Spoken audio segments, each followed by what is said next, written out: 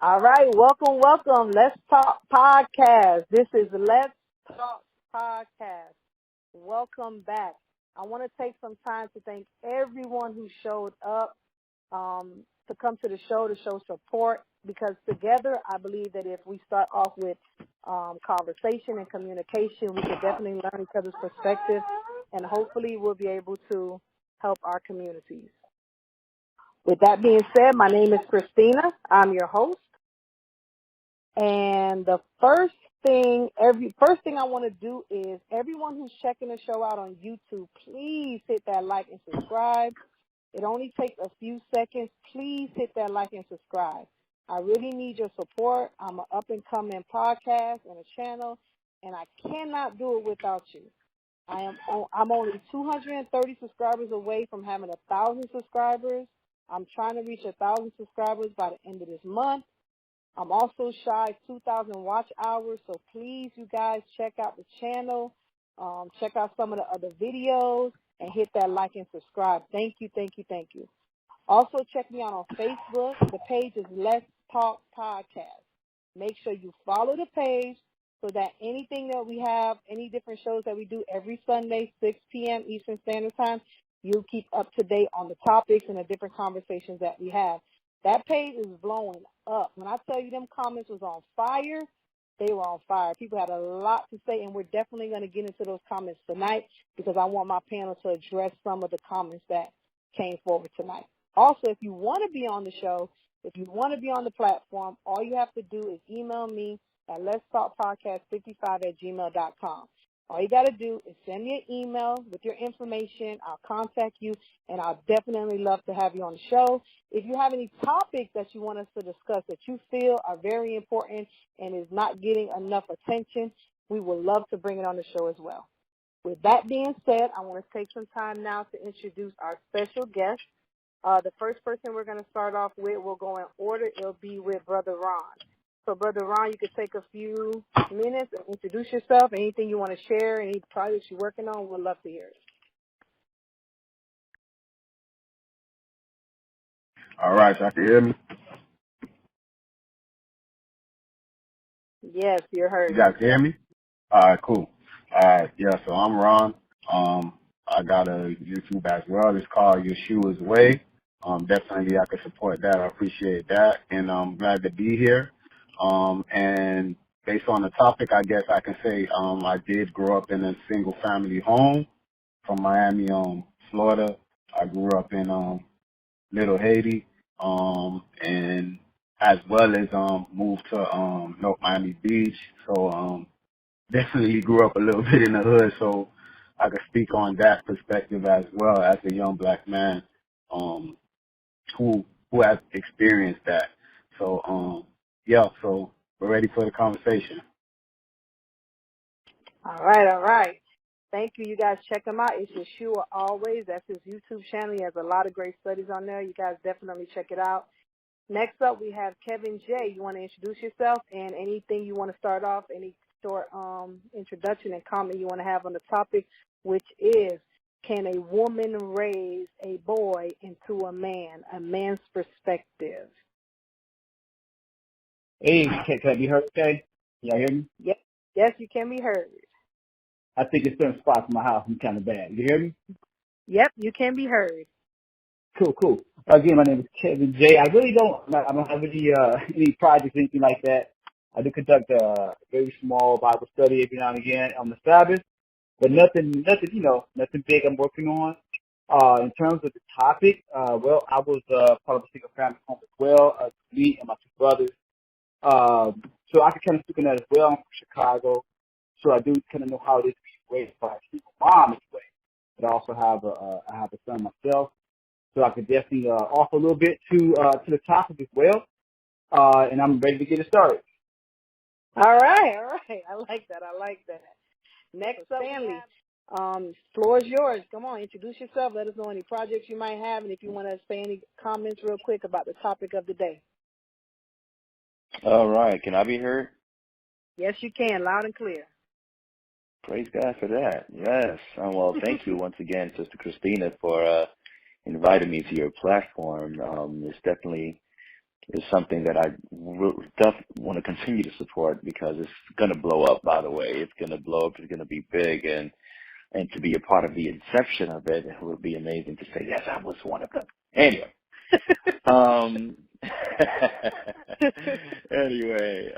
Well, I'm definitely glad I'm there with like the greats up there with Ron and Brother KJ. You know, they're amazing brothers. My name is Stanley Sylvain. You can look me up on Facebook or YouTube. I put out some information on scriptures and even controversial issues and things like that. If you guys want to look me up that way, or you can go on Clubhouse and look me up that way as well. I'm there. I love discussions. I love things like this. And I grew up in just like Brother Ron under Haitian descent. I'm Haitian descent. Brought up in a Haitian family. I grew up in the hood, Brooklyn. My father had lived in Little Haiti, so I definitely can relate to Miami, And to answer the question of the room, like, can a woman teach a boy to be a man? If we're speaking in situationally, of course you may find exceptions to the rule, but I believe the rule is that there's going to be things that the female definitely lacks because we're created differently. The woman is created in a completely specific manner to support whatever the man is doing. However, there are situations where widows have done amazing jobs with children. You know what I mean? But they still find a way to keep the male image in the home. There are men that went out to war, and the women had to be there with the kids. But for some reason, the kids came out pretty good because the male image was consistently being pushed on them up with the woman's voice. Hey, you better watch out because what would Daddy say if he would have seen that Johnny? What would Daddy say? And because if Daddy come to find out that you've been saying certain things like that, I don't think Daddy would be happy. You're going to have to write a telegram to Daddy. You know what I mean? So that, as long as they keep pushing the idea that Daddy is the male figure of the home, whether he's visible or invisible, whether I'm in the home or not in the home, but you gotta put the spirit of the Daddy in that home, but not necessarily you taking the place of Daddy. And I believe that if that happens, I believe they can make it work. However, individually, generally, no, I do not believe that a woman has all the capabilities of what she can to teach a boy to be a man. Vice versa, a man does not have everything it takes for him to be able to raise a girl to be a woman in a proper manner, in the manner that society would deem appropriate. In general, specifically, you may find some little situations, but not in general. That's all I have to say about that. All right. That was a lot. I'm gonna leave my comments to a minimum because I really just want to hear from the brothers. I want to hear what the guys say. We're gonna have a time for women to come up and definitely speak on the issue, but tonight it's all about the men. So with that being said, we're gonna get into some of these questions. A lot of the questions I've seen people were posting on Facebook. I mean, if you guys could have seen the comments that were coming in when I put this topic up, it was crazy. So we want to get into some of that and get some of these men perspective. So we're going to go to Ron, and then we'll do Kevin, and then we'll do Stanley. The question that's on the floor tonight is, because you guys grew up with your father not being around as much as you would like, or even a male figure as much as you would like, do you believe that it gave you trouble, or do you believe you had lack of experience when it came to dealing with the opposite sex? So when it was time for you to actually court a woman or get to know, do you feel that you were lacking in any way now that you're a grown man? Do you feel now looking back that you may have been lacking something that you may have had or could have handled situations better if you would have had your father, in your life as much, different situations? But that would be the question on the floor. So Ron, you can take it up, and then Kevin and Stanley, you guys can go from there. Well, as far as that question right there, dealing with the opposite sex, sex growing up, I would say Maybe I'll say yeah, probably yes. It was questions that I was uncomfortable asking my mother. You know, of course she's a woman, and the feelings that I had towards the opposite sex women, I was uncomfortable going to my mom about that and how she would feel, her looking at me as always looking at me as a, you know, young little boy or whatever, you know. So I would say it was uncomfortable. I would say I did want to get my question answered by a male. So I would talk to older guys that I knew, like my cousins and people like that. 'Cause you're more comfortable, of course, talking to a another man about those things and how they do it and how they talk to girls and how they approach girls and what to wear and what girls like and what they think, and you look at them like, you know, the coolest cat or whatever they're wearing, and you observe them or how they do things. 'Cause I can't observe my mom and she's not into girls, you know what I'm saying? So I can't observe my mom and see how she do that. So I definitely think a father, a male figure would have helped in that sense. So I'll just as far as that question, I'll just leave it at that for now. All right, Kevin J, what you want to add to that? Well, I think from coming from a single mother and you talking about relationships, right? Here's the thing. When you're raised by a single mom, okay, you actually do have an insight on how to deal with the female persuasion differently than your buddies who have both a male and a female raising him, or just a male raising him. So what I mean by that is there are certain responses that women look to have from men that if you're raised by a male only, they won't know what those are. They don't know the cues. I'll put it like that. So I think that I understood some of the cues that women put off because I was raised by a single female. If that makes, I hope that makes sense. I hope it's clear. There are certain things that, in other words, they're positive.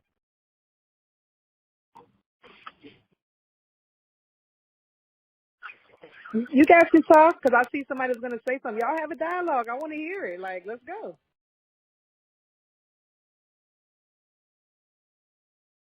Yeah, you weren't muted, bro. Yeah, is KJ, something happened to his mic? Let me see. Yeah, I think he probably muted stuff or something. I'm going to check. Let me check right now. No, he's off the line altogether. Oh, he dropped. Yeah, Okay. Yeah, he dropped. So he's going to call back. When he calls back, we'll get into it. But Stanley, go ahead, jump in while we're waiting for Kevin to come back in. When he comes in, I'll set him up. Yeah. Not a problem. Well, from my experience, growing up, I was always a shy dude, you know, didn't know how to approach women, females in every situation. I did notice that there were other guys that were pretty confident, ugly as heck, but confident. They had no problem stepping up to women. And I'm like, dang, if I look like that, I definitely won't do it. But they had no problem. I'm like, how come I can't get that confident?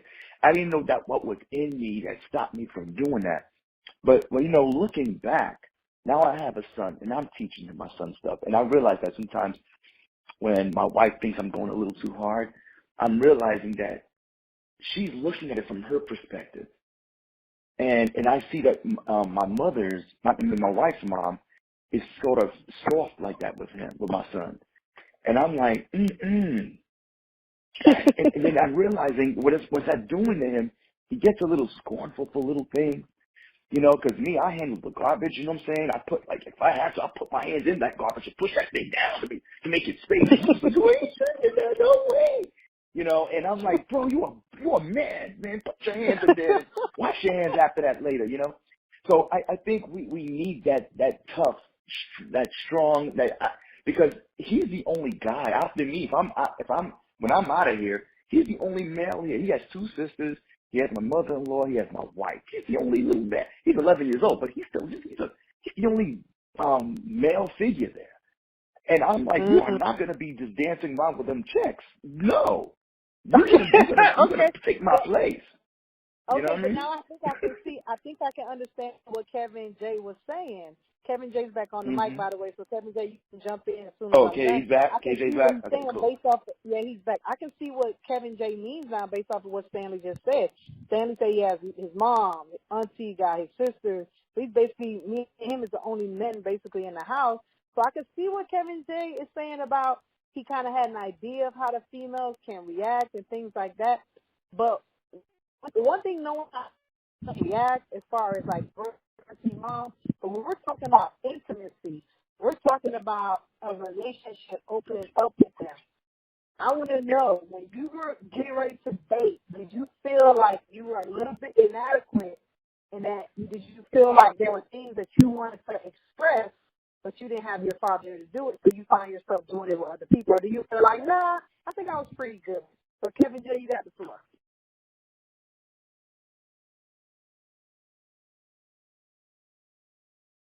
I got you on mute. Is he still online? Is he muted? He's not muted. He's unmuted, but check your line, Kevin J, because you're unmuted. I can hear you. Can you hear me? Yes, we can hear you now, bro. Go ahead. Do your thing. Man, I don't know. Satan is acting on my phone big time. I don't know what's going on. Okay. I can barely pick up everything you said. Sorry about that. I can barely pick up what you said. No, I was just basically saying Stanley had pointed out some things about his dynamic in his home with him and his son, and then how it's, the sisters, the mama, the aunties, like, you have the female structure there, and basically it's just him and little man. So when he said that, it kind of made me, because at first I wasn't understanding what you were saying, because when I asked you the question, I said, okay, when it's time to be intimate, it's time for you to court a woman. Certain things that your father was not there to teach you, did you feel, looking back at it now, like, dang, maybe if my dad there, I could have knew about this, that, and the third? And when you point out that, well, I saw how my mom was, so that kind of helped me. At first, I didn't get it, but then after what Stanley said, I kind of got what you were saying, so I kind of want you to just elaborate on that a little bit more. Oh, I don't know. I don't know what Brother Stanley said, but I'm sure it was good. I'm sure it was good. Go ahead, Stanley. Wrap up what you said real quick. Y'all have a dialogue. I want to hear from the person. Let me give you a summary. pretty much, Brother K. Pretty much, KJ. What I was saying was that I believe that a female they look at things, they look at the world differently. So when they look at the male figure, and they're gonna generally base it on how they raise their female daughters, and then they may apply that same principles in such a way towards the daughters. So when I'm raising my son, my wife or my mother-in-law may think that I'm a little too hard on him. And I'm like, no, that's what he needs. This is exactly what he needs in order for him to be a man. When you want him to kill that spider, you want him to run with you? When that spider comes in the room, you want him to run away? I mean, I'm scared of spiders too, but but my fear, I can't show that fear to my female counterparts. They expect me. They expect me to come in and step in, even though I'm afraid. So he has to be able to do the same thing when I'm not around. I'm supposed to be hearing a phone call from my wife saying, hey, Sean killed that spider for us. Not Sean ran with us and hid from the spider. What the heck is that? No, I don't want him running with you guys. You know what I'm saying? Anyway, I was just kind of saying that.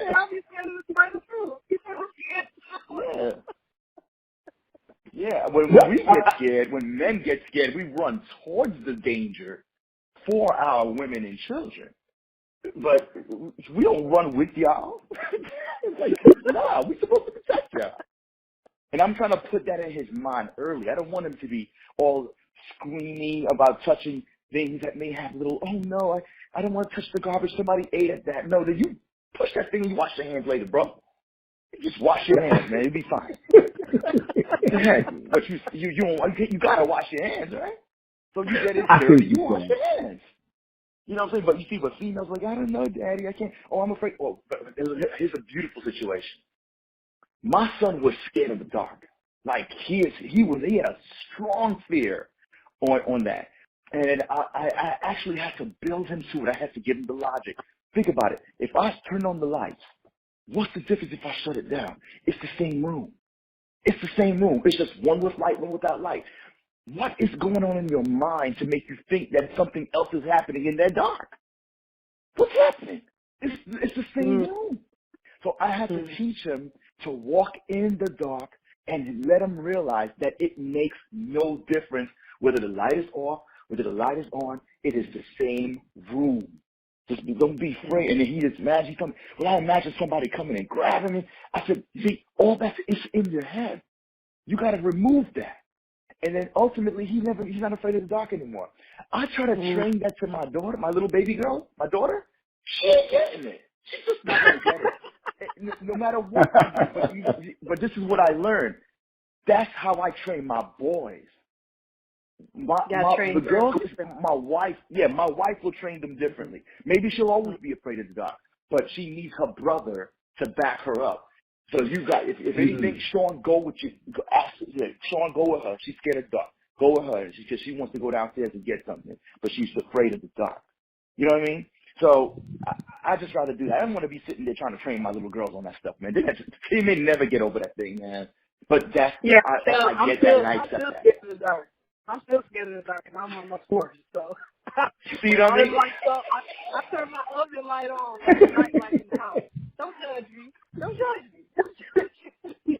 I want to point something out you said, and I want to hear Kevin, Jay, and Ron's point of view on this. You said something, and this is going to come up later, but I think we need to bring it up. You said that I was scared of the spider, too, but it can't stop me. I still have to go and kill the spider. See, I understand this. It took me all the time. But I never understood what men go through as far as that is concerned. If men were to show that fear, I'm speaking as a woman, I would look at him as he's soft, he's weak, he's pathetic, he's making excuses. That's how I'm going to look at him. I'm just telling you, it's the truth. And it's sad. Because why can't a man be scared of a spider? Why does that make him weak? Why does that make him pathetic? But that is how I perceive it. And I believe a lot of women are like that. If men are emotional, we look at them as weak. When they're not emotional, but when they don't emotional, when we want them to, we feel like they don't care. And I feel like that's a struggle that men deal with that us women never can understand. So I want to hear from you men. Do you find that being something that you experienced in your lifetime? Is that something that you see that men do deal with and struggle with? Because I never thought about that until you brought it up about the spider. Well, from my perspective, can y'all hear me? Yes, we can. Okay, cool. So, like, just going with the spider idea, right? So, Stanley, like, my son's scared of spiders right now, right? But when my mother was raising me, here's the difference right here. My mother would tell me, look, you are a boy, you're a male. You ain't supposed to be scared of spiders. Like, we would have it happen. I mean, you're supposed to, she'd tell me, you're supposed to kill the spider because you're a male. And she'd get to running. But she tells me I'm supposed to kill the spider, right? But here's the thing. If I don't kill the spider, I'm embarrassed because my mother's telling me to do it. And I'm like, if I don't do it, and my mother telling me to do it, she's scared of it, but she's telling me I'm supposed to do it. It's more embarrassing if I am scared of the spider. It's a very weird way of looking at it, but that's how I always perceived it. So when it happened, I'm like, okay, I'm scared of the spider too. But my mom told me I'm supposed to be, I'm a male and I'm supposed to kill the spider. So in her saying that if I run with her, I'm going to be more embarrassed running with her after she told and broke down to me, look, you are male, you're supposed to do this. And I think that's one of the differences. Like I would say as a whole, you have 10 women, right? And I'm going based off of the subject at hand. I'm about numbers when it comes down to that. I think that there are some women that can do it. I just think that there's a very low number. So let's say out of 10 women, maybe 2 women can raise a child to be a male, but it might not be done conventionally like we're thinking. Like for me, I'm having the wrestle more with my son, let them know, look, you ain't supposed to be scared of the spider. I tell him, hey, you're supposed to protect your girlfriend, right? He said, yeah, right? He said, the chest out.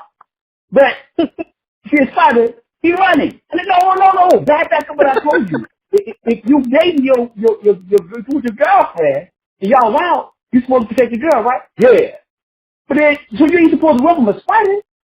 Because you run from a spider, you don't run from somebody else, right? No. See, it's little things that are certain cues that we receive differently from a female than we do from a male too. Because from a male, it's a challenge, right? But from a female, it's embarrassment. And I don't know if anybody might feel that way, but that's just how I felt as a male child. Like I'm like, man, if I don't kill this spider, and my mom is scared of the spider, but she told me I'm a man, so I'm supposed to kill the spider. If I run with her, I'm gonna be embarrassed. So guess what? I killed the spider, and I was no longer scared of spiders from that point. I don't know if that makes sense to anybody else, but what about that's kind of how I look at it. What do you think of that, Ron? Well, as for me, no, when I grew up and knew that there wasn't no man in the home, as a father or a stepfather, what I looked at as a male role model was people in my neighborhood, like what those guys was doing, who guys respected in my area where I lived at, you know, and I believe that's what boys, no matter how hard. What I'll say is, a lot of single mothers, they did the best they can. They do the best they can, but they cannot, raise a man to be a man. Of course, they can teach them great values, like as a respect, be a good child. But, some men like me, I'm speaking for myself and, other people that I know, cause it's funny that this topic came up. I'm in my late 30s now, and I was speaking to, one of my friends I grew up with about this same topic, cause you know, we was like, cause it was his birthday, and was like, man, thank God we made it, man. A lot of our people we grew up with didn't make it, and we were talking how we made it with our a male role model, and that how we went through to the streets, and we were stupid for doing that, you know. But you know, when you growing up and you don't have no father at home, you're gonna look, a lot of people that sad to say, you're gonna look at people in the neighborhood, and you're going to look at what we did. We looked at the drug dealers, you know what I'm saying? We looked at people that the streets respected, and it was stupid, you know what I'm saying? But that's just what it was, because people on the block respected those people. And we seen men respected. So why I think men want to be respected amongst men. You know what I'm saying? Men want to be respected amongst men. And when they see this man, like, who's probably not doing the best thing, and he got a whole bunch of men around him that's respecting him, we look at that like, man, this is a strong dude. Like, I want that. You know what I'm saying? I want that type of respect. You feel me? So, no matter how hard a mom or a mother tries, he's not going to look at her like she could teach me to be this man. He's going to look at that individual like that. And it is other great role models too, I would say. I know when I was growing up, a lot of schools did help out. They have 500 role models and stuff like that. But they can only do so much. Like, you learning that probably an hour, 2 hour, 3 times out of the week in school, that's not going to help when you're around people that's doing bad, and that's teaching the wrong things, basically 24/7. When you leave school, you know you're around that 24/7. All right. What do you think, Kevin J. Stanley? What do you got to say about that? About you growing up with your mom and you being a young boy, and you're yearning. Do you feel like young boys are out there looking for someone to teach them to be a man instead of looking towards what their mother is teaching them? I want to say something. If you don't mind, Kevin, I want to say something. This is something that came to my mind when Brother Kevin said that his mom was teaching him some values, right, about being a man and things like that. I realized it's one thing that a female can teach verbally, but children could only learn by watching. Now, I can tell a child, I can even write them a letter and tell them this is what you should do or shouldn't do.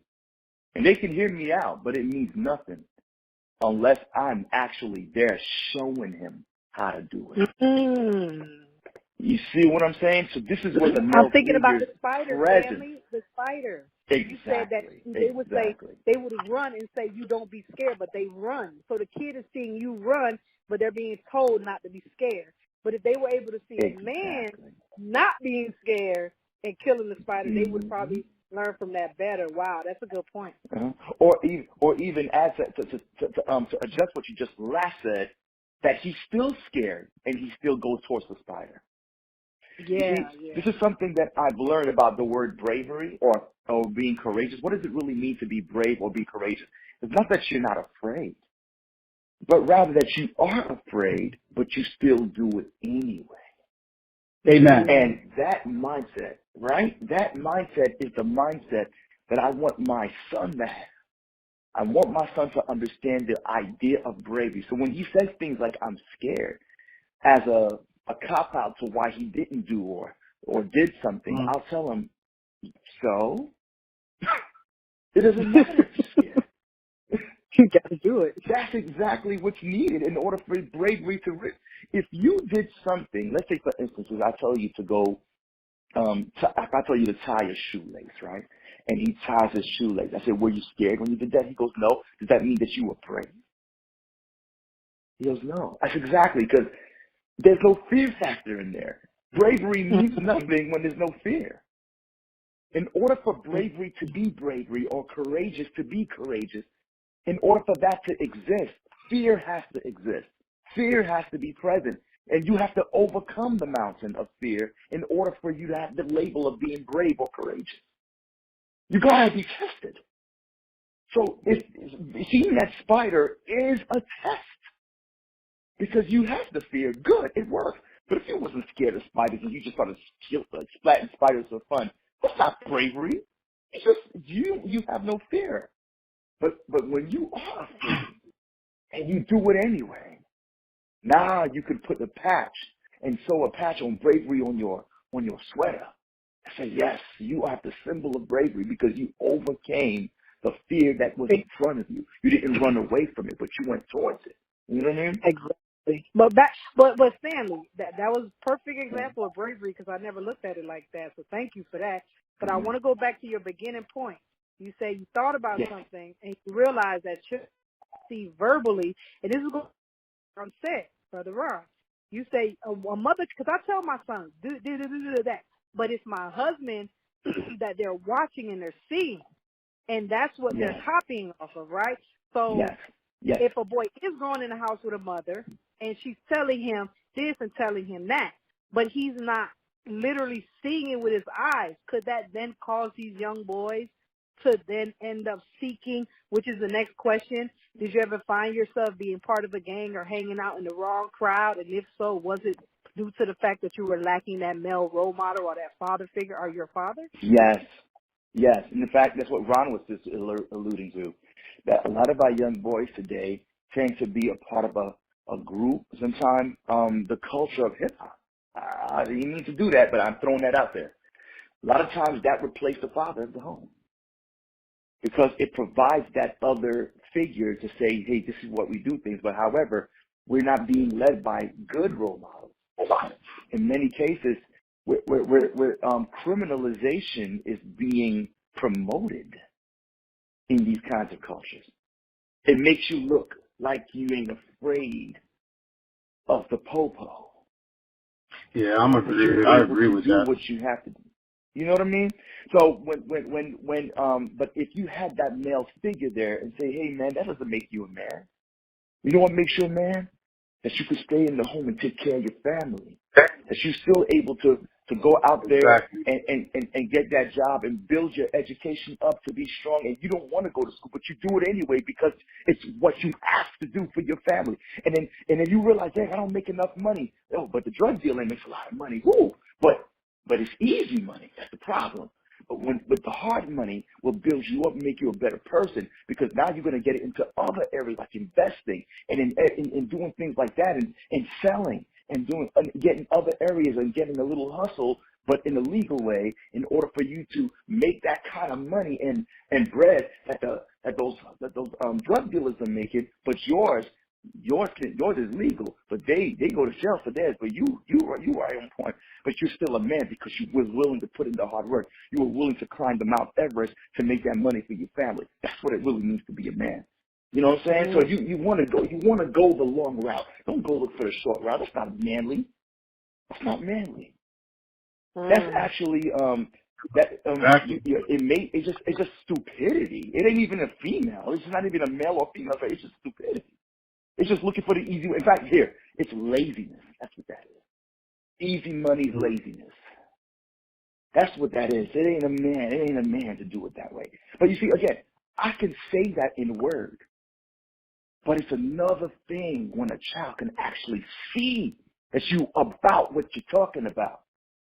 Like, I'm telling you to do that, but I'm going to show you how to do that. I didn't tell my son to go through the dark and just go by my words. I was with him. I said, son, I'm going to be right here with you. If anything happens to you, I'm coming over there. Just go through the dark, go to the kitchen, go in there, and I want you to go in there and do whatever. I told him to do some stuff. I wanted to be there. I said, leave the lights on. He said, Daddy, I'm real scared. I know you're scared, but hey, I believe in you, Sean. There ain't nothing over there. Just keep walking. Just keep walking. And you're going to realize it's all bull crap. There ain't nothing in the dark. Just get in there and trust me. Just go. And when he made it, I said, man, you a man now. You a man. You just earned a stripe of being a man. You just conquered your fear, Sean. You walked out there in that dark, and you were scared as heck, but you kept going. That's what it means to be a man, right there. You know, and I was pushing him to do that. My wife can't do that. My wife ain't going to do that. My wife's going to turn on the light for him. My wife's going to go there with him. I'm like, no, you need to use these opportunities, man.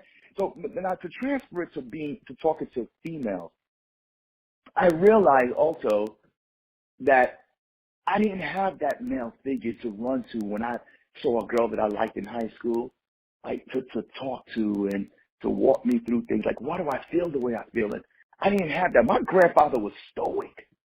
He was the only guy in the house, but he didn't give a crap about having relationships.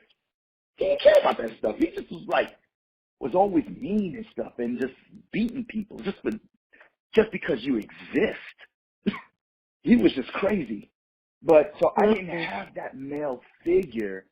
And then I did have an uncle, but my uncle was more of a, and I hate to say that about you. I love you if you ever hear this. He was kind of a womanizer.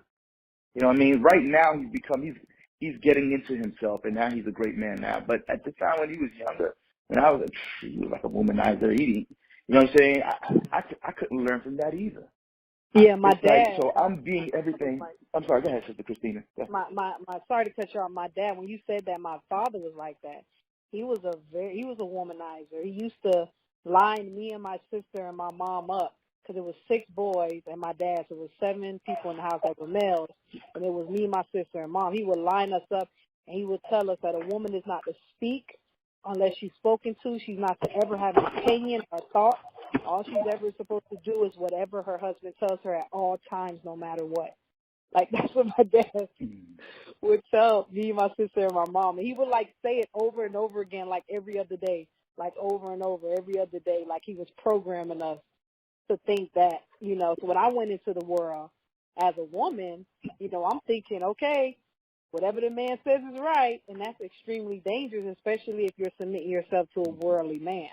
Like, that can be extremely, extremely dangerous. So you're right about when you were talking about the male figures that you have. When you look at statistics, it says that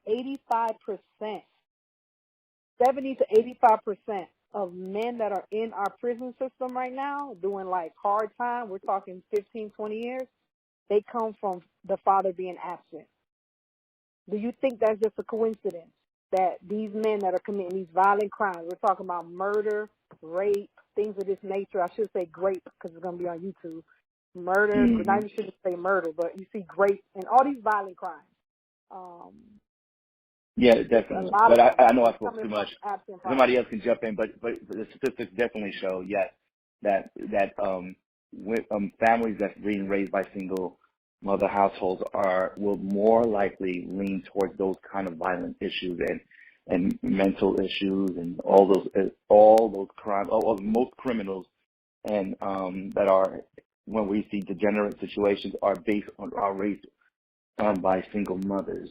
Unfortunately, that the male image is very important in having a great society, because they said they even compared statistically how a single father would raise as opposed to a single mother, and the numbers are still a lot better towards the single father raising children, because technically we're disciplinarians as opposed to the female, and the female are more of a, they know how to make, emotionally apply the emotional standard in the home, and make sure they bring in the comfort, and they have more verbal discipline as opposed to more disciplinary examples, and make sure that they policing at a very strong manner on a general basis, not on a, there are anecdotal exceptions to the rule, of course. But especially in these situations, sometimes the female would have to come out of her femininity to become masculine in order for her to do something like that, and that's not easy for her.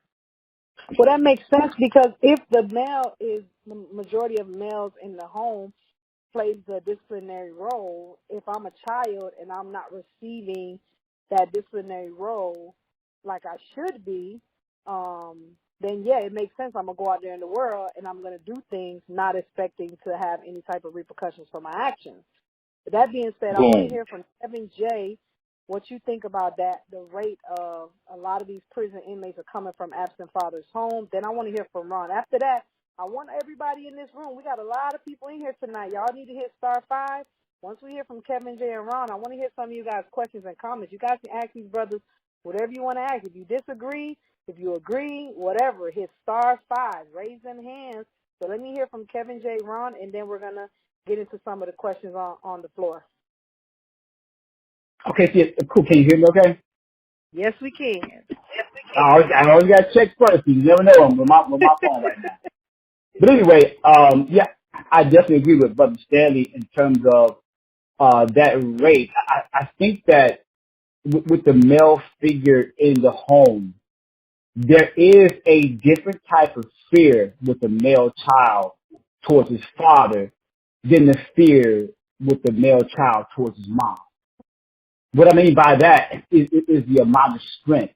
Like a kid can feel the difference between his mother snatching him up and his dad snatching him up with that voice tone, you know what I'm saying? And that look, right? Now, I didn't have a lot of that, but I understand the difference between the two.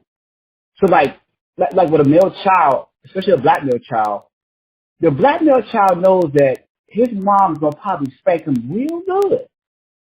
But she's going to give him that little love too, right? Whereas the male child, and he looks at the father, he's going to spank, he's going to sit you in the corner, you're going to hear nothing from him. It gives that male child a different type of hurt, right? But it also establishes that same type of fear. So when you're looking at a kid, a male child, and he's like his mama's like, look, even though the mother may whoop that child or spank him or whatever, I know that I gotta be PC, I guess. But I mean, basically, for my time, you can get our butt whooped, toe up. All right. So my mom would tell me up too, but I didn't have the option all the time of being like, well, you know what? Your father get home. No, my mother had to play both roles. It was for me. I was even at a point as I got older and I became like an older adult, 21, 22. I used to give my mother a Father's Day card and a Mother's Day card because she had to play both roles, literally. So there was times, and she had 3 boys. There was times where she had to literally punch us, hit us with stuff. It don't sound real good right now. Just be honest with you though. That was, she had to recover from the fear of just being a mom who cuddled and loved him. She had to stop doing that. She had to kind of like readjust herself on how you raise 3 boys.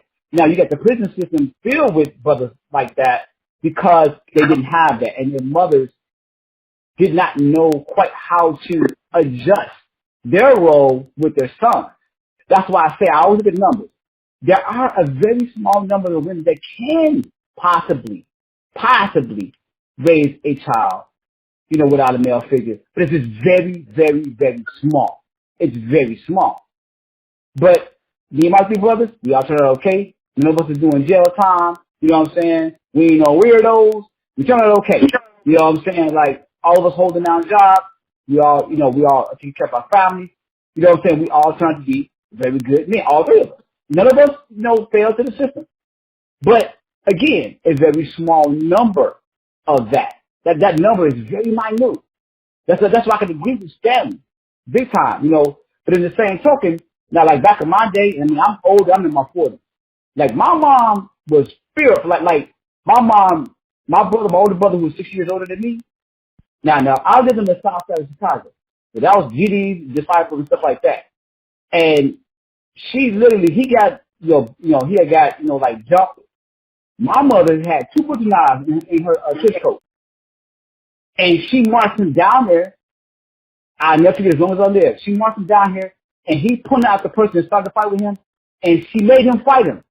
And she had butcher knives in her coat. Every gangster was scared of my mother. But this is before people shoot people up at the rate they do it now. But what I'm saying is, not too many moms is going to do that. She marched my brother right back down into his bloody nose and made him fight the person that fought him. Now, this is on the south side. Okay? So, but I don't think every mom is built like my mom either. See what I'm saying? Like, my mother was different. She wasn't your normal mom. But that also, again, plays into the what type of woman are you trying to raise a single black male? But that's my outlook on it. You're going to see a high rate of black males in there that are from single moms because they're trying to work. They're trying to be a mother to you, which is that's their natural job to do. But then they have to play the other role. And see, that other role, I can't put it all on a female because they're working already. They know how to be a mom, but then they have to put it on this other role. Now, for me, if I had a father in the crib and I did something wrong, my mother spanked me, whatever, like, yeah, whatever. My kid's like, man, that ain't nothing. But then you mention your dad, that man's strength and that man's tone, you're like, hey, hold on, wait a minute. You're going to think twice about that as a kid. You're like, wait a minute. I know my mom probably wouldn't hurt me. But old boy, the way he snatched me up last time, he almost snatched my whole arm off. That's how you think as a little kid. So that's the difference. And that's why, I do agree with that. But that's my piece. All right. What about you, Ron? What you want to add to the conversation before we get to? I would say it's not surprising at all that males that I grew up in single family homes, specifically single mother homes, are locked up more because no matter how hard a woman may try, like they may say, oh, I want you to be a young man like Barack Obama or this, that. Especially if you're growing up in like probably not the best neighborhood, he's gonna look at other males. He's not gonna look at his mom is not a male. He's gonna look at other males around him. You know what I'm saying? As that role model. Because he's clearly see you don't have the equipment that a male has. So I'm not surprised at all. I don't think it should be surprising to anybody. This is a lot of the reasons why I believe you see men joining gangs and stuff like that. And then Sandy brought up a great point. And it's sad to say in our black community, in our music and all that, and we just gotta agree. I know a lot of people might not like this, but we glorify criminalization too much. Like in our music and all that. And I know it's not all of the music, but a lot of it is. It's glorification of it. And then these young men looking at this like, okay, this is what it is to be a man, and it's not so. And that's why, like, you see Stanley saying how he gives his child, his son, these lessons. This is what's needed in the home. Like, these fathers that giving these lessons, these fathers that saying, look, you see these people, they saying this is cool to do this is cool to scam, this is cool to do. It's not. His father could tell him, like, man, I don't want to see you in jail. I don't want to see you going in the footsteps your friend is going, and I don't want you hanging around that boy anymore. You know what I'm saying? Of course, the mother could do that too, but you know, I'm just saying that when you see a man, like let's say a son seeing a man working in 9 to 5, whatever it may be, he's gonna have a different type of respect for a man that's doing that job, and instead of looking at that drug dealer. He's gonna look at him like, you know what? My father did what he had to do no matter what, and he didn't have to go that route, as in trying to rob somebody or do this and do that. You know what I'm saying? Well, that's my take on that. All right. This is getting good. I'm enjoying the conversation here from these brothers. Listen, everyone on YouTube, hit that like and subscribe. Check it out. Let's Talk Podcast. Like, subscribe. It only takes 2 seconds. Come on now, like, subscribe. With that being said, I got a lot of people on the floor. Come on, you guys. Hit that *5. *5. Even if you just want to leave a comment. *5. Ask these brothers some questions. They said a lot of things that I'm saying. Look, based on the numbers, there's a lot of women on the line too. Y'all want to ask these brothers some questions? This is your opportunity. *5. With that being said, I got one hand raised up.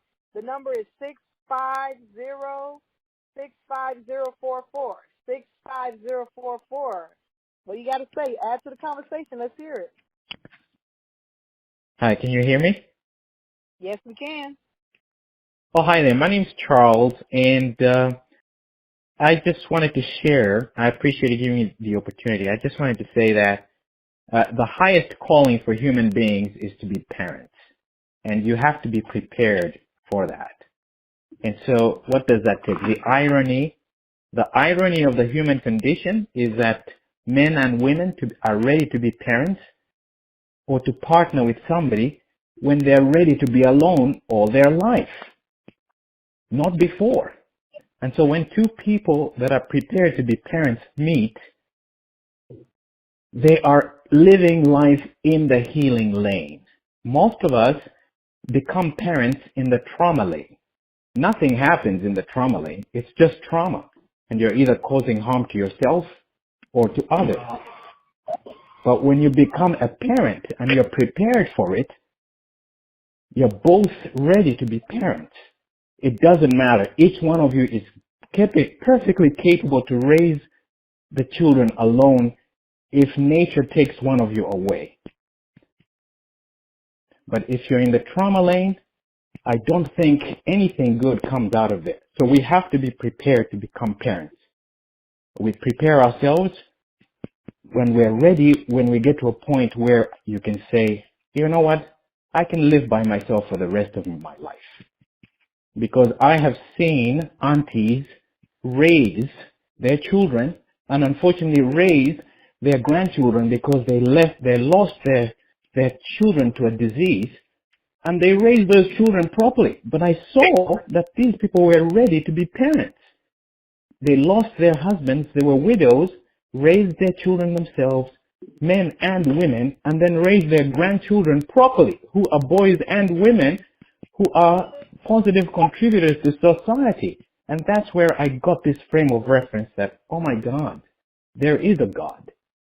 My aunt is a spiritual person, and she was ready to become a mother. That's why when she lost her husband, she raised her children, boys and girls, alone. And when she lost her children, she raised her grandchildren successfully. Because Okay, so this what I want to interject, but I want to make sure I understand what you're saying. So what you're saying is that as long as the person is ready to be a parent, they can successfully raise a boy, whether it's a female or male, they can successfully raise a boy into a male as long as they're ready to be a parent. But if they're trauma or they have things that they're dealing with and issues, it doesn't matter either way. They won't be able to successfully raise a boy to a man. Is that what you're saying? that's what I'm saying. Okay, so let me I want to hear some of the comments, some of the takes on this. Stanley, you want to say something about that? You agree, disagree? You want to say anything on that? Oh, well, I think that thought process is like the spiritual aspect of it, which is, you can't go wrong with God, right? At the end of the day, you can't go wrong with God.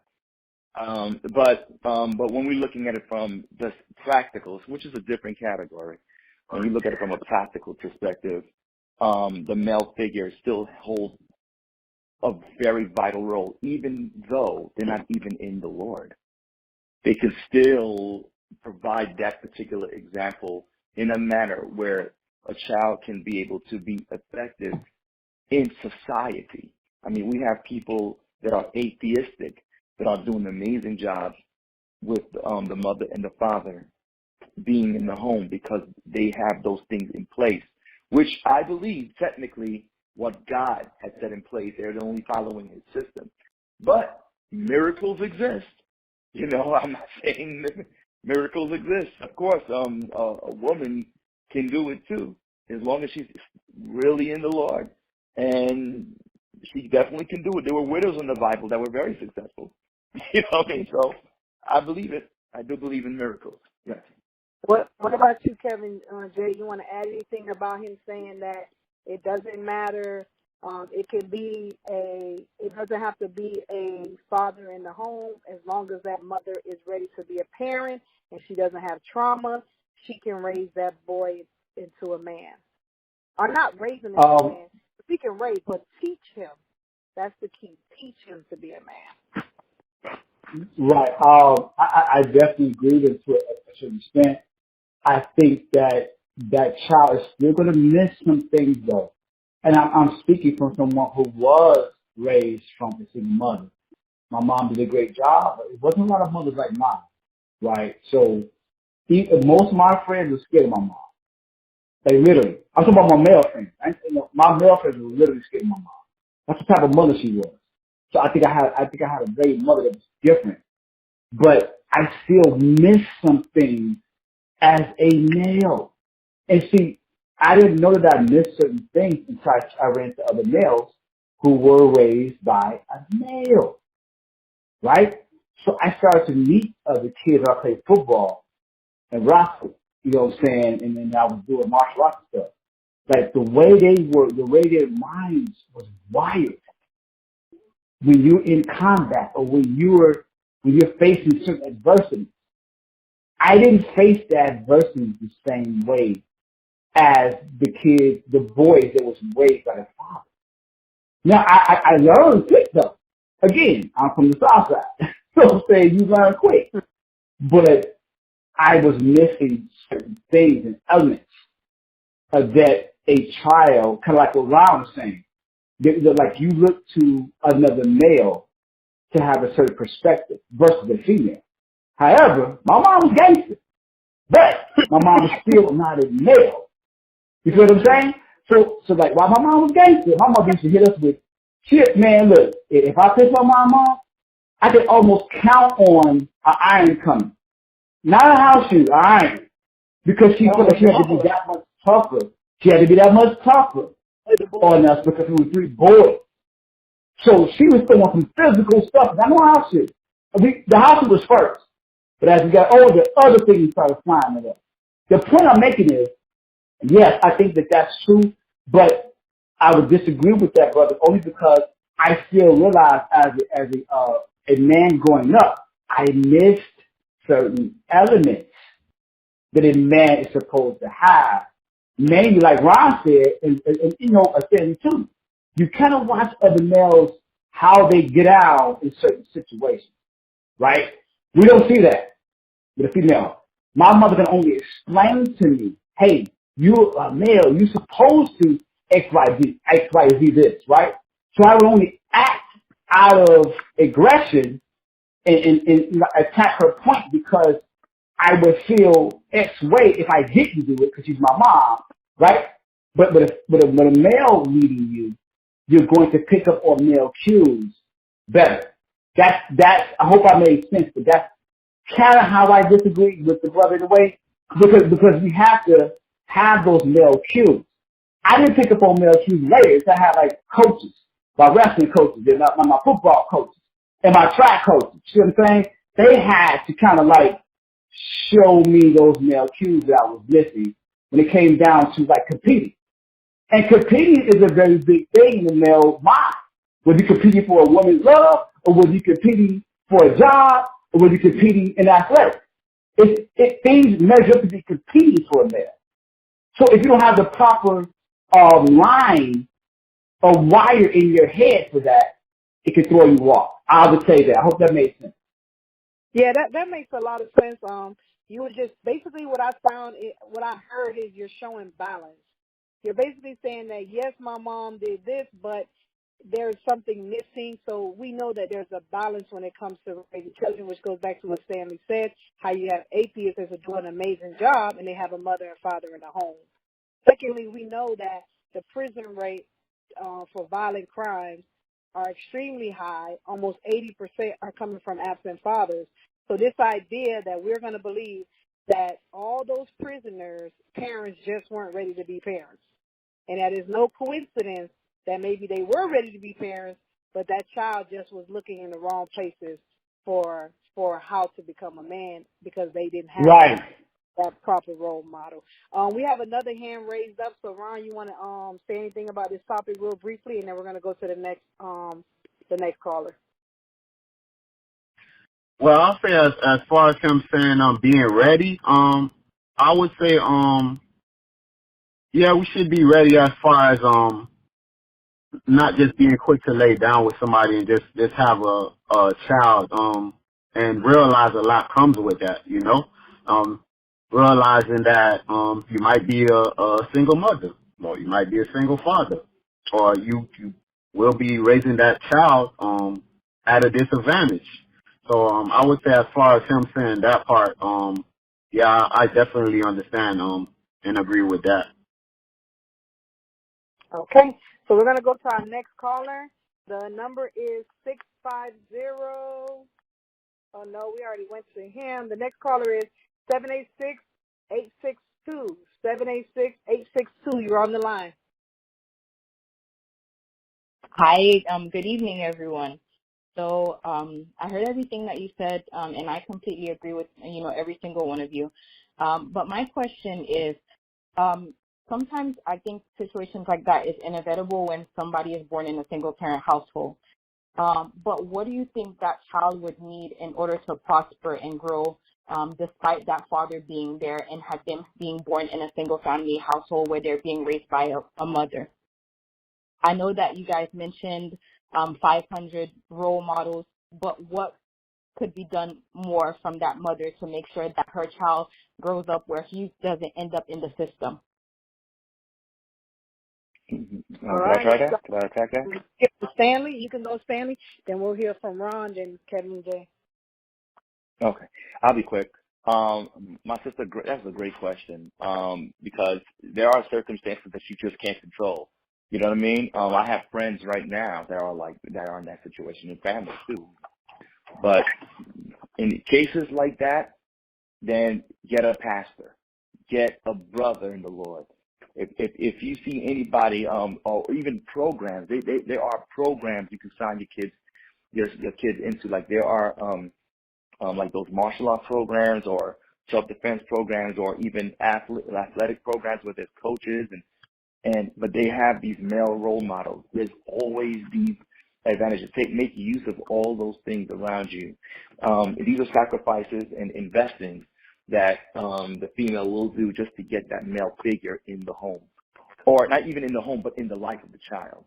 You know what I mean? So it doesn't mean that we have to just go be promiscuous and just look for some dudes just to be in the house. No, but rather just family members, uncles, grandfathers, that you respect and honor, or brothers in the faith that you respect and honor, that they could just have, small conversations or even visits or things like that where you can just be in that child's life. There's a lot of them that are out there that are doing it right. There are families that are, even a child's friend may have a good father role model there. And that role model of that child's friend can also be a good role model for your child for a female child that's single as well. And when they have these kinds of examples, you better believe it. Chances are that child will get it right, even being raised by a single mother. Okay, Ron, you want to speak on that sister's question? She wants to know, for children that are being grown up in the household with a single parent, what do we do now? What are some solutions? Well, I'll say the best solution is first is try to avoid it by being responsible and not just getting. And I'm speaking for people that's before they even get to that point that they should try to avoid that, not just laying down with anybody knowing that you could get pregnant and have a child and end up breaking up and raising that child in a disadvantage. But if you do find yourself in that and you already have a young man growing in, I think the best thing to do is start it off young, like basically keep him busy, keep him around respectable men, and most importantly I would say pray about it. Ask God to help you and keep righteous men around that your son, your boys or your girls or whatever that may be, so they can see the figure, a good male figure. But I would say also be careful, because sometimes a lot of people prey on single women. Believe it or not, they may not know. They'll prey on single women with children, and they'll try to molest that child or whatever. And I know statistics are high in that regard too. I believe I was looking at that as far as people single parent homes with children. Pedophiles prey on that. So women got to be extra careful on, you may think, okay, because this man's in the church or because this man in that, you got to be like extra careful. That's why I say, man, pray first. Pray first.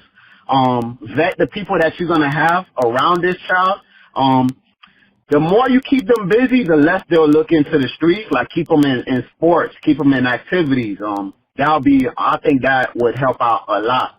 And if you know like your uncles or brother that can, you talk to them, be like, look, man, I know I have my own child and this is that, but if you can help me, play basketball with him or whatever and talk to him, do that. And I'm pretty sure your family members will have no problem in doing that, especially if you see that family member as a good male role model.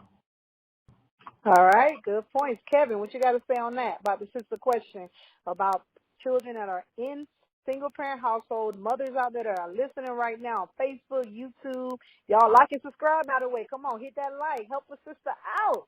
What do you say about those mothers that are like, okay, you're right, I could teach him morals and values, but as far as being a man, he's going to look for men to do that. What are some solutions for her? First off, praise God for what Brother Ron said. I totally agree. And again, I'm only going off of my personal experience, so it might not sound right to everyone. I want to be upfront with that. So what my mother did on the South Side, she found it was called, at the time, it was called the Paul Hall Boys Club. And what she tried to do was put us into those things, again, relating right to what Ron just said. What you could do is distract them with other things. And distraction for me was sports. Distraction for me was doing things like that. And see, when you're playing sports, especially males, there's going to be other males coaching your kids. So, but in Chicago, we didn't have access to like all of the stuff that had, like, we got out of the South Side. We went to like a South suburb, luckily. And then I was able to, because I was good at sports, my mother had me in sports, and then those coaches helped me. But before I moved to the South, like the South suburb from the South Side, she had me in the boys club. And the boys club had several different people there. You know what I'm saying? Like I could connect with. It wasn't just her at that point anymore. It was other people being involved. You know, they're like a lot of those cats, man, they were trying to figure out what I like. Hey, you know, like you like this, you like that. They were trying to figure out what I like to do. And then that little conversation in itself helped divert me from looking at people in my neighborhood as some type of whatever. So like with my mom, and again, this is about the mom too. She didn't like the people in my neighborhood. The people in my neighborhood that I would normally look up to, like the drug dealers, she was like, she couldn't stand them. She had nothing but a sour word for them. And they literally were scared to talk to me, and I was scared to talk to them because of her. That's the type of mom I had. But again, this is not the typical mom. But in essence, putting your kid, finding out, talking to your child, let's figure out what he likes to do. Okay, now, For me, jiu-jitsu, martial arts, stuff like that, if other kids see other kids doing that, they're going to want to do it because other kids are doing it. So like in this day and time, I always say put the kid in jiu-jitsu. They learn how to defend themselves, and a lot of those instructors, they are very good men. They are very good men. They teach you self-control. They teach you discipline. So discipline goes hand in hand with learning a martial art, specifically jiu-jitsu, right? So I like that because I went to mixed martial arts gym, and the kid program, and like when I was in Illinois, the kid program that was the best program because all the parents took their kids there. It was like 40 kids in class, and the thing is, when you watch them get out with the males that were single parent, like I would be in the stands watching, and I would be talking to some of these mothers, and she was like, "Man, I did not know what to do with my kids until I brought them here." Now, I don't like jiu-jitsu. I don't like that stuff. But the instructors, they tap into what my son likes because they're males too. See, like a lot of times it's talking to your kid. What does he like to do? Does he like to play basketball? Cool. Does he like to play football? Cool. But martial arts and stuff like that, that was big for me because it distracted me from the streets, and those instructors, they a lot of times a kid, a male child that does not have a male figure, they want a male figure to be interested in them. They come from their mom. They're always interested. But sometimes a male child wants a male figure to be interested in them and to show them. Male kids are looking to be shown something. That's the natural way. That goes all the way back to the Bible. Jacob and his sons, all of that. That goes all the way back in the Bible. So a lot of times you got to tap into what your kid wants and what he likes because they're looking to be instructed by another male. It's nothing against the female. That's just the natural course of things. But that's all I got on that. All right, sister. So, sister, was your question answered? Was your question answered? Yes, and thank you, for providing that insight and information. Because there are a lot of programs. Like I'm familiar with like the mental health field and trying to make an impact in the community. There's programs such as Transition to Independence Process, Big Brothers, Big Sisters, the POW program with the police department, and 500 role models. But there's not a lot of Black males that are taking on these positions to then help these youth. When you try to match a youth, let's just say like a 14-year-old boy with like a Black male, it's sometimes hard because they're not willing to, take on these positions to then help the youth. Then how do we go about, increasing the capacity, especially the work capacity, then to help these young boys in our community? That's the struggle. All right, jump in, one of you guys. Don't be quiet now. You heard it, sister? Stanley, Ron, you guys know? Well, I'll say everybody's situation would be different, of course, and I'll say, man, just do the best you can. And I'm pretty sure all of us got cousins and we got brothers, we got uncles. I'm pretty sure somebody definitely won't have will have sometimes some words to encourage, even if it's just a little bit. In certain situations, all we can do is do the best we can. That's why I always say, and I know it sounds cliche, but it does help, and I do believe in the power of prayer. That's when prayer come in and ask the Most High to definitely intervene in that child's life, that whether male or female. Of course, we're talking about males now, so they don't go the wrong direction. So definitely do the best you can, and that's why I pray one day, man, we just become more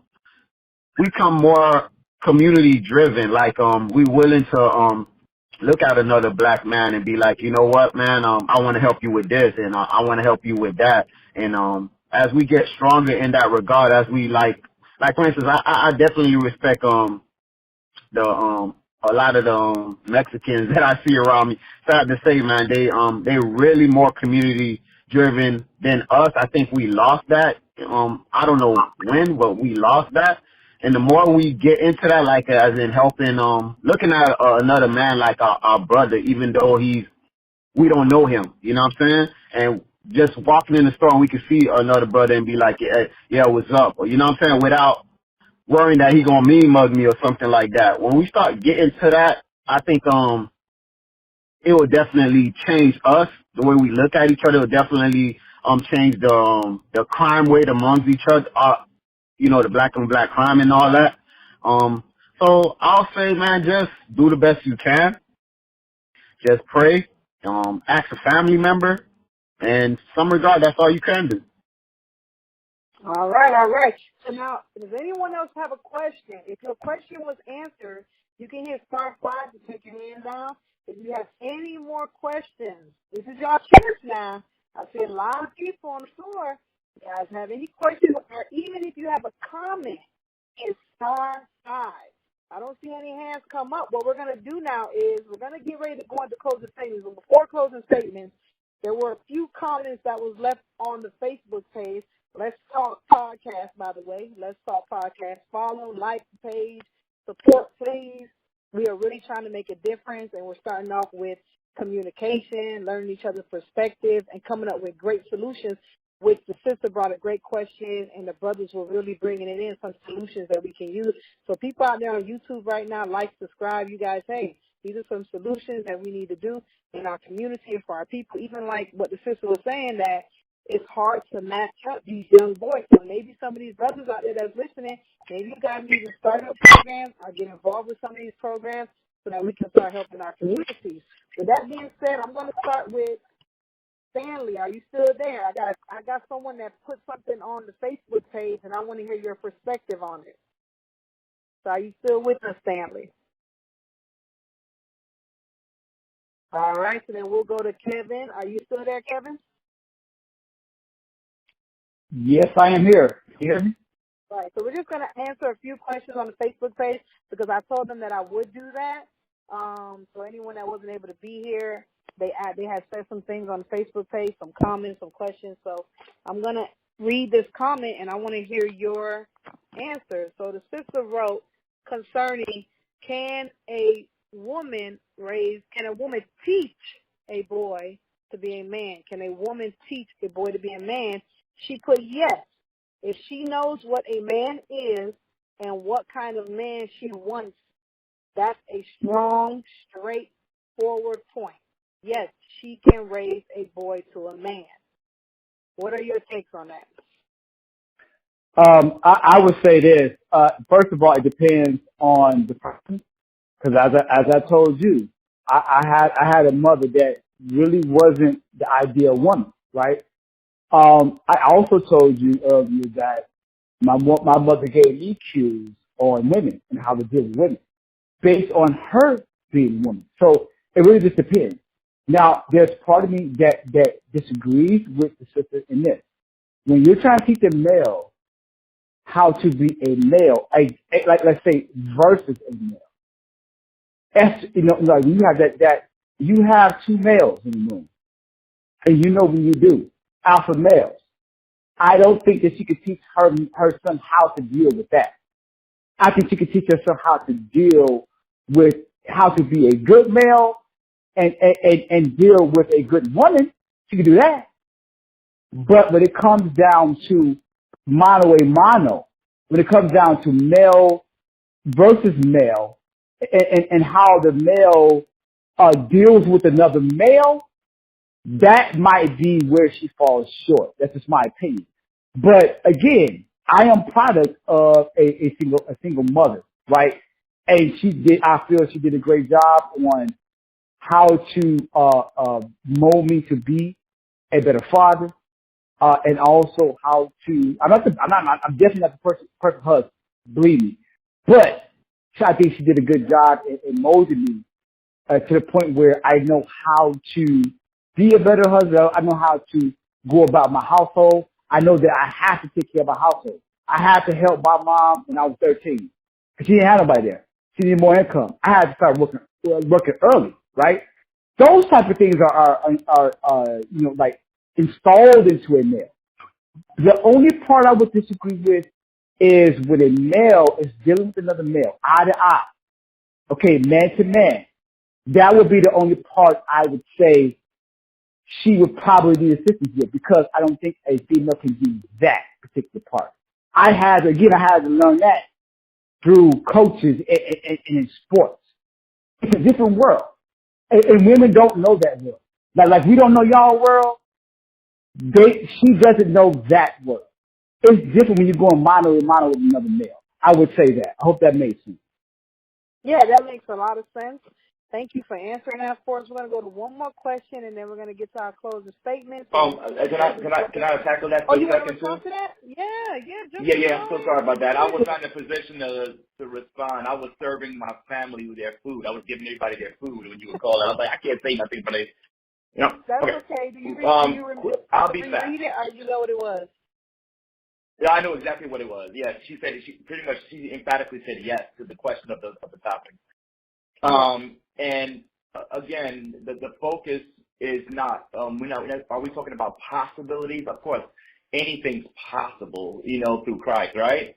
Everything, like through Christ, all things are possible. I'm never going to get rid of miracles. Exceptions do exist, you know what I mean? But we're talking from a general rule. In a general rule, it's a no. In a possible exception, anecdotal rule, like the Brother Kevin situation, then it's a yes. But yet, even in the yes, everybody would have to admit women and men are different creatures. And because they're different creatures, she will lack in something, like Brother Kevin was stating, in providing what a male inherently can provide. That's all.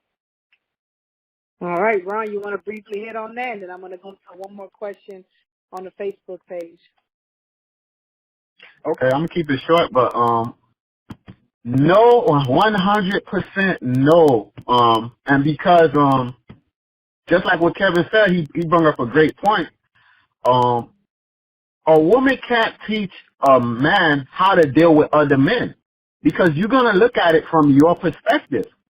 You're not going to look at it from a perspective of a man dealing with another man or a boy dealing with another boy. You're not going to know how to. You're going to handle it the best way you know, but you're not going to handle it. Let's say you have to handle it a way as a man should handle it. You're not going to be able to do that. You don't understand the mind of a man. You don't understand how men deal with each other, and that's okay. That's okay. We was made different, and that's fine, So I'll just leave it at that. Okay. This young lady, this question I thought was interesting, because what this young lady did when it wasn't a question, it's a comment. What she did was she associated teaching a boy to be a man to morals and honesty and being a good person. So I'm going to read it, and you'll see what I mean, and then I want to hear what you guys think about it. So the statement is, can a woman teach a boy to be a man? And she says yes.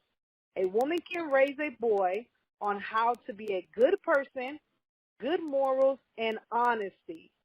So she's equating being a boy being a man to having good morals, being a good person, and being honest. What do you guys say about that? Let me hear from Stanley, and then we'll go to Ron and then Kevin.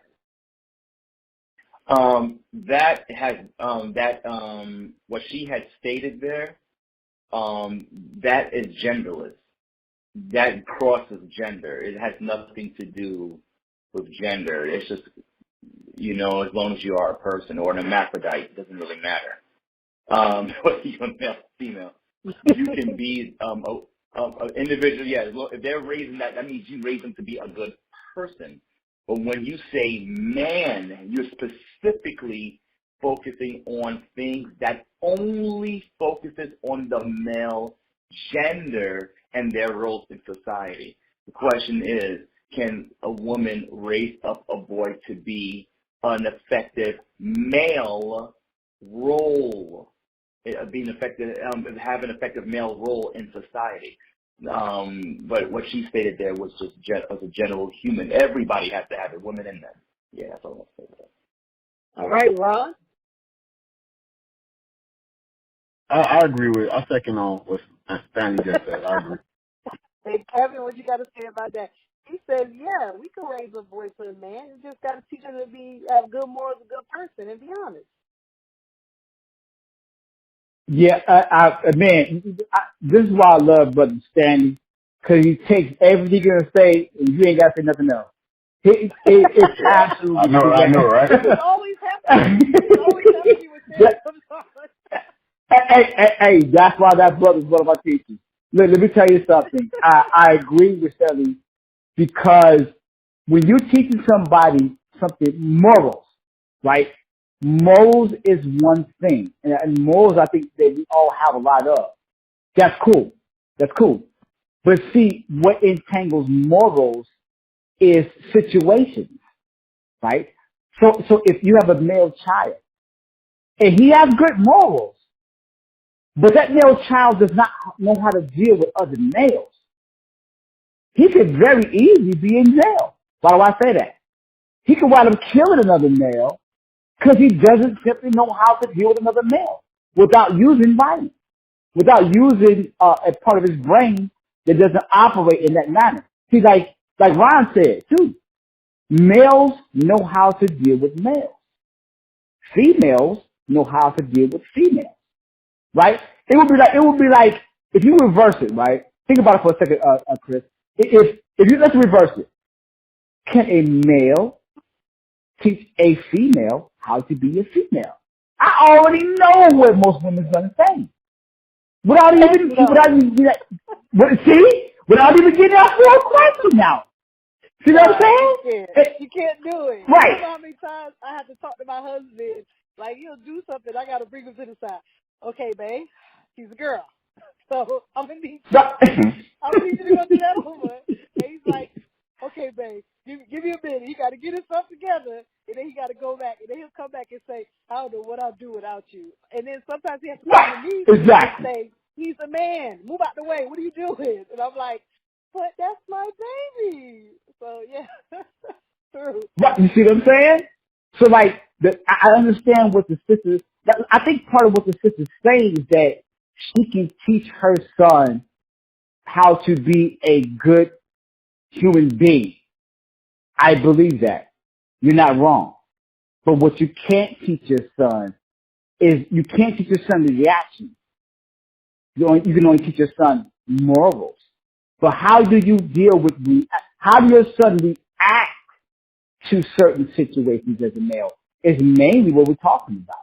That's why I would have to do with them, because I could be a great ethically moral person. There's a lot of great moral ethic atheists, right? They're great morally. Like they might go out and commit murders and stuff like that. But what we're talking about is truly raising up a male child and having that male child deal and react to other males, not just it takes more thought process, especially as a male, especially as a black male in this time and age, right? It takes more for us to react a certain way, right? Because we're already stamped with certain things too. So for us, we have to especially react certain ways, but not demasculate us. Like we can't emasculate ourselves. We still have to be masculine. We still have to be a black male, but you can't teach that part. You can only teach, morals and what's right and wrong. That's cool. But you cannot teach reactions to certain situations, male on male. Women cannot do that. No more than a man can teach a female how to react to another female. Think about it in the reverse, and it'll make a lot more sense. Yeah, you're right. It does make sense. On the Facebook page, we got 138 comments on the page, and what I saw, the majority of the comments, they were making it seem like a negative thing, that if me saying, can a woman raise a boy into a man, they felt like I was attacking women and saying that they basically failed because 85% of black men in prison come from an absent father or in jail. What do you say about people that look at it as a negative thing because we're discussing this type of conversation, Stanley? Oh man, I definitely am saddened that they are interpreting the discussion that way. just because you are reading information that you didn't put out. It was already put in the public sphere, and all you're doing is reading the results of it, and then they automatically are accusing you or your show of blame towards someone. Rather, we're all looking at the situation together. We're looking at what's on the table together. Just because you spoke, like, it's almost like, I mean, the elephant in the room was already in the room, right? But just because you said it was there, now it's your fault because you mentioned it? Come on now. I mean, we all saw the elephant in the room. So, I mean, the results are out. Whoever decides to say, let's talk about it, why do we get stones thrown at us because we decide to discuss it? Now, I think it's a very important discussion. If we see situations happening, stop looking at it as we're pointing fingers at y'all. No, that's not what's happening. We're just saying this is a decision that were made, and this is the result of it. Now, how are we going to look to change it for the next generation? Now, I want you to keep this in mind. I'm not going to sit here and just say, hey, it's y'all single mothers' fault. I'm not going to sit there and do that. But rather, this is the information. Now, what you're going to do about it? Now, what you do about it requires whether or not you would receive blame or not. But the milk is spilled. I'm telling you, hey, somebody spilled milk on the ground. I'm not blaming who spilled it, but it's on the ground. It could have been a monkey that went into the house and spilled the milk. We don't know. I ain't blaming nobody. Now, my point is, it's on the ground. What are we going to do about the milk that's on the floor? And that's what's happening right now. So don't blame Sister Christina or the show or for mentioning that there's milk on the floor. Rather, let's see what we're going to do. Let's take rounds and mop it. You know what I mean? Let's do what we got to do to clean this milk up. That's all we're doing right now. You know what I'm saying? Exactly. Thank you for that. With that being said, does anyone else, because we're going to close it down, but before we close it down, I want to give everyone an opportunity. Does anyone want to have a comment? They want to share a comment? They have a question for any of these brothers on before you go there? Say that again? Yeah, before you go there, I want to make a comment on the people that's a lot of the sisters that got upset that we pointed out that there was a lot of the men that's incarcerated came from single parent home. Look, it's not to blame any of our sisters that it's their fault. But the thing is, and I'll speak for myself, and I'm pretty sure a lot of brothers would agree with me. I got locked up at a young age, you know, and I did a lot of things. And I'm not saying if my father was there that it wouldn't have happened, but I will guarantee you, for myself, I would say 100% it would have helped. It would have helped, definitely, because I was looking in the male figure and how to be a male, how to prove that I'm a man in the wrong areas. And a lot of these girls, that's what they're doing. You know what I'm saying? So the thing is, sisters shouldn't get upset at all, because what we're doing, when we point out things like this, we're trying to help our whole community, all of our people. That's what we're trying to do. We're trying to help, not point fingers at you and say, oh, you did something wrong. Because some things, when it's already done, all we can do is fix it. You know, like when somebody like an alcoholic, when they go to that program, first thing they do is say, look, I messed up. You know what I'm saying? In regards, we all probably messed up and had children before we was married, and or we was with a good spouse. You know what I'm saying? So now, after that, what we got to do? We got to do the best we can, and we got to acknowledge that we did something wrong and find solutions to fix it. So right now that we know that all these are going on in single parent homes, so now we should talk about how did it happen, acknowledge it, now find solutions to not get into that and fix it. So none of us should definitely get upset. It may hurt, the truth may hurt, but now let's fix it. Let's help each other. You know what I'm saying? No, we don't have to get upset about it. And I grew up from a single parent. I love my mom. She did the best she can, but I knew for 100% fact I had a good father in the home that some of the things I wouldn't have done, or I wouldn't have to go through. You know what I'm saying? That's just fact. And I'm not saying, oh man, you know, You're the matrix. I'm You're the good. matrix. Man, I'm not saying that. But I definitely. But you know, all we can do is just try to fix our community. So I'll just leave it at that. All right. So what we're gonna do now is I don't see any hands raised. I want to thank all the brothers for coming out. Everyone on YouTube, please like, subscribe, and share. This podcast is up and coming. I'm already getting a lot of love and support, and I appreciate it. I want to go to the panel one more time. I want you guys to give us your name, share us some last final words, and we'll start with Kevin, then Stanley, then Ron, and then we'll close the show out because I don't see any hands up. So Stanley, you can take the floor. I mean, Kevin, you can take the floor, and Stanley, and then Ron. Okay, praise God. First of all, I just want to thank you for inviting me out. It was a really, really good time. I didn't really know what was to really expect from it, but it's the first time I kind of been part of something like that on like this type of form, I guess. So I thank you so much for that. I think that at the end of the day, because you had myself and Stanley, you had people from different backgrounds who've had different situations on this topic. Like we literally lived through the situation. I think that's a point as a positive to you, Christina, because you're having people on here. You don't know what our backgrounds is until you ask us, right? You don't know, right? But how the Lord works is He gave you people that was raised by a single mother. And those people gave their honest expectations, and they gave their honest experiences on what they see in the house. Like kind of like what Ron said. Like we lived it, and I give my mother a lot of credit.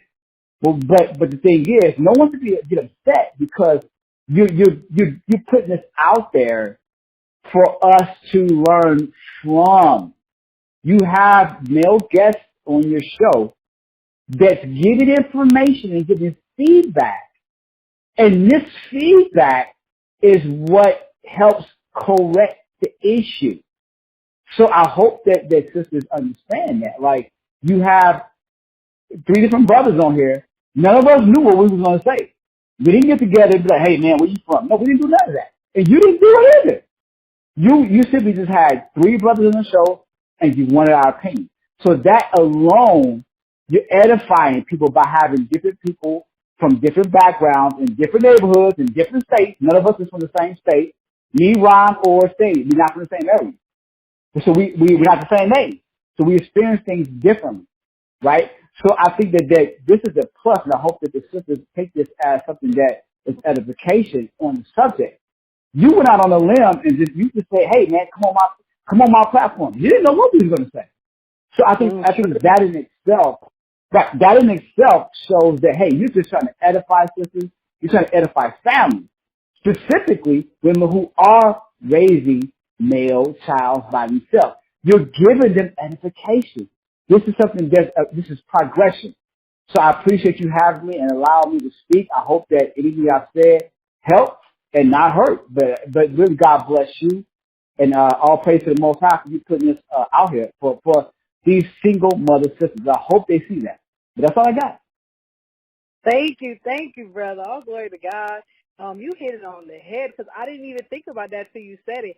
I really did reach out to each brother. It was other people as well, and I was like, hey, I want your, because I wanted it raw. I didn't want it to be manipulated, twisted, and turned in any way. I wanted a raw, straight up, okay? And I didn't even know if some of you had your fathers or not. I had no idea. I wanted to hear, did you have your father? Did you not? And if you didn't, what do you think? I really didn't have information on these brothers like that. I just said, hey, I need to hear from some men. I know women, we have a lot of space to say what we feel, what we think. A lot of people welcome us openly. Brothers don't normally have that. If they start making complaints, people look at them as soft or weak or stop complaining and just do it. You know, kind of like just do it or whichever commercial that is. Men don't have that. And I wanted to give men, and I'm doing this for women. That's the crazy part. I'm not doing it. I'm doing it for the men, but I'm really doing it for the women. That's what I'm doing it for. Because I want the women to hear what What is going on? Do we really need these men?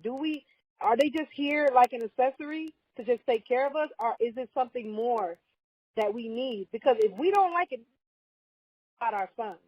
Because again, almost 80% of black inmates in the prison system in the United States are coming from absent fathers. As a mother, a single mother, you should be shaking in your boots.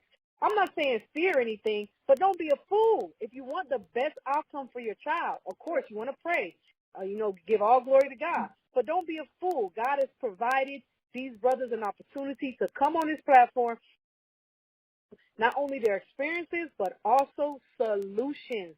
They drop some gems. Like, you guys, you're sleeping if you're missing this, because this is something that doesn't happen often. So I want to thank you, Kevin, again for blessing me with your presence on the show. I hope that you come again. You are always welcome. Praise God. And looking forward to hearing from you again. Praise God, sis. You did a great job. Thank you. All glory to God. Stanley, here you go. Let's hear a closing statement. And if you want to just wrap it up, give us a brief statement on everything that we discussed tonight, and you want to put your information out there, we'll appreciate it. Most definitely. And once again, Sister Christina, thank you for inviting me to your show.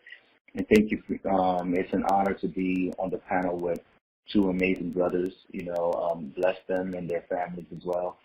And I want to tell to all the people that are listening, whether you're listening live or whether you're listening on the recording, either way, blessings to you and your family, financially, in health and relationship. Right? So my I guess overall summary and everything here tonight is that we're not dismissing the idea of possibility. There's definitely something that there are exceptions. There are women that are doing amazing jobs as single parents, amazing jobs, and these women are amazing mothers. Just decided we love you all. We love you, and we love for those that are even screwing it up and ain't doing it right. We love you too. We love you too, and that's the reason why this information is out there. It's for you as well. It's for those that are doing it right to continue to do it, to continue to do it and teach it. And for those that ain't doing it right, hey, here's some information and you can get some guidance to get it right. But at the end of the day, we love you. We love every single one of you. And for the male single fathers that are out there, man, do your thing, brothers, man. We need you. We need you to continue to be you. Be that disciplinarian and raise our boys to be men. We need more men because our society is being emasculated. Unfortunately, our men are becoming more feminine. That's unfortunate, and we're losing it. And the society needs both roles.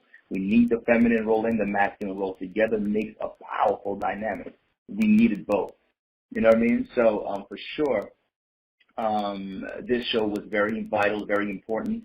These brothers, we all provided some insight, and that women continue do the best you can to raise those single males, those young boys. But at the end of the day, just have in the back of your mind, understand there is an important element that a man can give that boy that a female can't. The same way, like Brother Kevin said, we would understand it as a male raising a daughter. There's something that a female can provide that I just could never understand. The same way we can respect that, we definitely would love to see the equal respect the other way as well. All right? And again, God bless you all. We love you, and Happy New Year. Right? We're going to have a better year. We're going to be optimistic this year. We're going to make it a good year. We're not going to hope for a good year. We're going to make it so we can take charge of our lives, right? And you can search for me. My name is Stanley Sylvain, SSYLVAIN. You can look me up on Facebook, even under Christina's Friends page. You can look me up on Clubhouse and YouTube. Yeah, I'm on YouTube as well. All right, and God bless you all. I already miss you. I hate leaving, but I miss you already. I love you all. Take care now. Thank you. That's Stanley, you guys. Stanley the Manly. Y'all check him out. Stanley Sylvain. Check him out, Facebook, YouTube, and Clubhouse. And this brother, he brings another outlook, great speaker. He brings another outlook to the conversation. That's why I love when he comes on. Again, I appreciate you. I appreciate your perspective. And you are always welcome. Every time you're able to be here, I'm just so blessed and thankful for that. All right, so now we're going to go to Ron. You want to give us a brief statement, wrap up your point of view of the conversation tonight, and want to share any information? We'd love to hear it. All right, I'm just grateful to share the floor with everybody, these amazing brothers, as well as you, Chris. And I would like to say to everybody that's listening, to the women, we definitely need you. And I'll say you need us as well. We need each other, and together we can raise beautiful boys and girls, and respectable boys and girls, and great people in society. And with that, I'll say peace. All right. Again, thank you everybody for calling. Thank you everybody for showing up. It will be placed on the YouTube channel, Let's Talk Podcast tonight. Please, everybody, like, share, and subscribe. I appreciate all the love and support. Next week, we're thinking about doing a show on interracial couples. Like, that's what we're thinking about doing a show on, interracial couples. So we'll see how that goes. I'll definitely share the information. Remember, go to Facebook. Let's Talk Podcast on Facebook. Follow the page so you guys can be up to date on everything. I'm also going to start sharing some of our speakers' information on there as well, some of their things that they're putting up, because they have a lot of amazing things to share with the world, and I want to be able to put it out there for them. Again, thank you everybody for coming to the show, and I look forward to seeing you guys again next Sunday, 6 o'clock Eastern Standard Time. Do not miss it, every Sunday. Thank you, guys. You have a wonderful night.